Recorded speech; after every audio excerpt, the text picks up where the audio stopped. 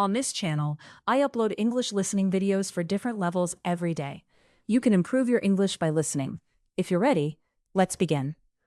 I used to believe that ambition was a clean force, like a current you could step into and let it carry you somewhere brighter. In my first months at Helix Aid, an international nonprofit with an office tucked above a bakery in Porto, I wore my lanyard like a medal. I was 29, freshly promoted from analyst to impact strategist.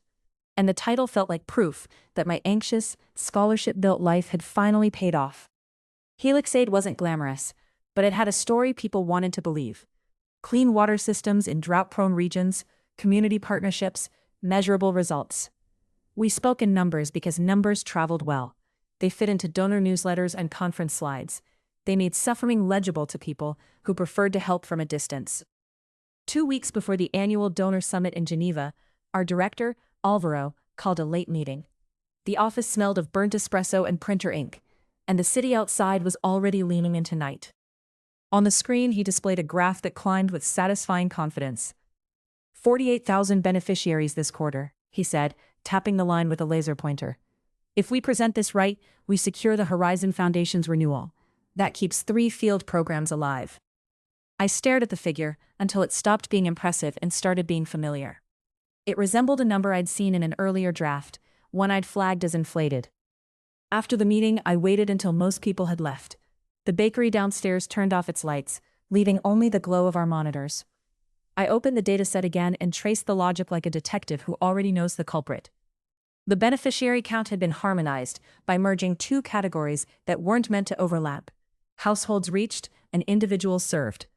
The result looked heroic. It was also, in any honest reading, wrong.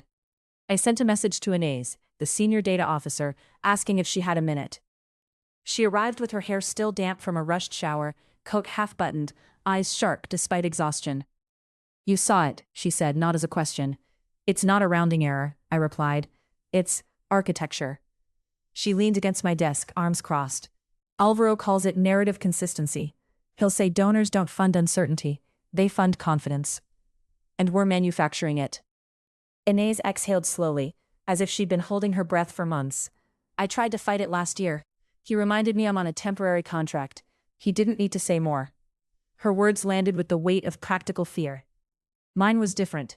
The fear of becoming complicit in the very kind of institution I'd once criticized from the safe distance of graduate seminars. I'd written essays about ethical erosion, how small compromises become habits, how habits become culture. It had all sounded clinical back then, like a phenomenon that happened to other people. I went home and couldn't sleep. My apartment was quiet except for the occasional scooter humming past the window. I kept thinking about my father, who had worked as a customs inspector and lost his job after reporting a bribe scheme. He'd never called himself brave, he'd called himself unemployed, and the word had carried more bitterness than pride. I remembered our kitchen table, the thinness of our budget, the way my mother learned to stretch everything except her silence. By morning, I had a plan that felt reasonable in the way denial often does. Raise the issue internally, insist on correction, avoid drama. I requested a meeting with Alvaro. He welcomed me with a smile that suggested we were allies in a shared mission. His office had framed photos of handshakes in villages, donor logos, a shelf of awards that looked like polished apologies. "What's on your mind, Mara?" he asked. I laid out the discrepancy carefully, like a surgeon naming risks. I pointed to definitions, to methodological standards, to the danger of reputational damage if anyone audited the report. Alvaro listened without interrupting, fingers steepled. When I finished, he nodded as if I'd made a decent point in a debate. "You're right," he said, and relief loosened something in my chest. Then he continued, "But you're also missing the reality we operate in.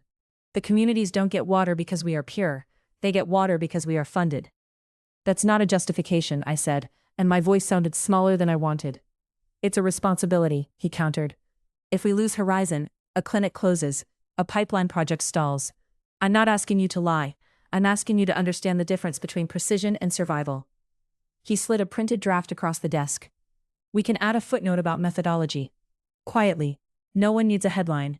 And you," he added, softer now, "have a future here. Don't sabotage it over semantics." Walking back to my desk, I felt the particular nausea of being offered what you want in exchange for what you respect. Ambition, I realized, is rarely tempted by evil in a theatrical form. It's tempted by comfort, by belonging, by the promise that you can do good later if you just stay inside the room now. That afternoon, I opened a blank email addressed to the organization's ethics hotline. My cursor blinked like an accusation. I thought of Inase's contract, of field teams waiting on supplies, of my own rent, of my father's face when he'd realized integrity doesn't pay interest. Then I remembered something else. The look on a community coordinator's face during my last trip, when she said, "We're tired of being someone's success story. We want to be someone's truth." I didn't send the email. Not yet. Instead, I wrote a meticulous memo with evidence, definitions, and alternative calculations, and I copied the compliance officer, the finance lead, and yes, Alvaro. I requested an immediate review and explicitly stated that the current figure could be interpreted as misleading. I saved every dataset version. I made my dissent impossible to misplace. The response came 2 days later. The number changed, downward, less dazzling, more defensible. A new slide appeared about methodological refinement.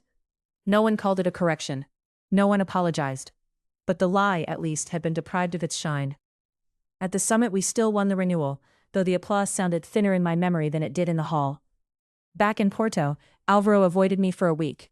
Inés whispered, "You got away with it," as if honesty were a crime you sometimes managed to outrun. I didn't feel triumphant. I felt altered.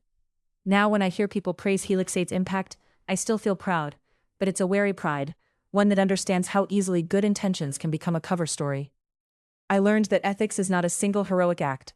It's a series of unglamorous decisions made when no one is clapping. And I learned something about my ambition too. It didn't disappear. It simply stopped pretending it was innocent. Thank you for listening and practicing English with us. If you enjoyed this video, please like, subscribe to the channel, and share it with your friends. See you in the next video.